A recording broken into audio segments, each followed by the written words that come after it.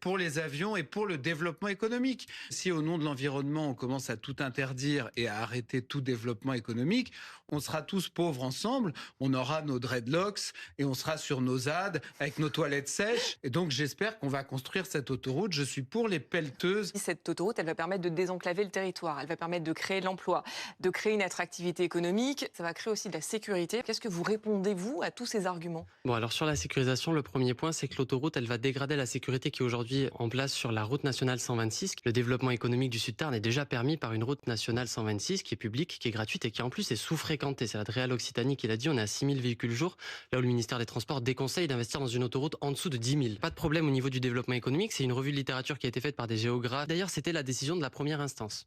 Les juges administratifs ont décidé que le territoire sud-tarnais n'était pas caractérisable comme enclavé au vu des données de l'INSEE, de chômage, de dynamique démographique, d'accès à des métropoles comme celle de Toulouse et la route nationale 126, il n'y a pas de bouchon dessus. On peut améliorer, on peut créer une voie de dépassement à par endroit, on peut augmenter la cadence des transports collectifs qui existent déjà, mais il n'y avait pas besoin de dépenser plusieurs centaines de millions pour créer une autoroute payante parallèle à une route nationale publique, gratuite et encore une fois qui est sous-fréquentée. Et après, les 2000 scientifiques qui se sont prononcés contre, peut-être qu'ils ont tous des dreadlocks, l'Office français de la biodiversité, le CNPN et l'autorité environnementale, peut-être qu'elles ont toutes leur siège social dans une ZAD. En tout cas, elles n'ont pas convaincu la Cour d'appel, en l'occurrence. Mais non, la Cour d'appel ne s'est pas prononcée au fond. Le jugement au fond de la première instance, c'est que l'autoroute est illégale. Décision sur le fond, c'est-à-dire dès qu'on a laissé le temps au juge administratif de regarder cette quantité de données, d'analyses, de faits scientifiques, de technicité juridique, la décision sur le fond, elle conduit à l'illégalité de l'autoroute et au retrait de la raison impérative. En fait, le vrai sujet écologique aujourd'hui, honnêtement,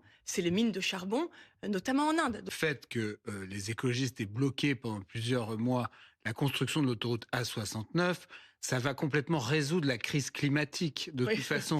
Non mais les Indiens vont pouvoir continuer à polluer. En termes d'émissions par habitant, la Chine et la France sont des émissions comparables. Ou alors on accepte d'avoir un mode de vie qui est 10 ou 20 fois supérieur en termes d'opulence matérielle que les Chinois. Moi, j'accepte pas cette vision. Je pense qu'on est sur une planète où les émissions et les responsabilités doivent être réparties.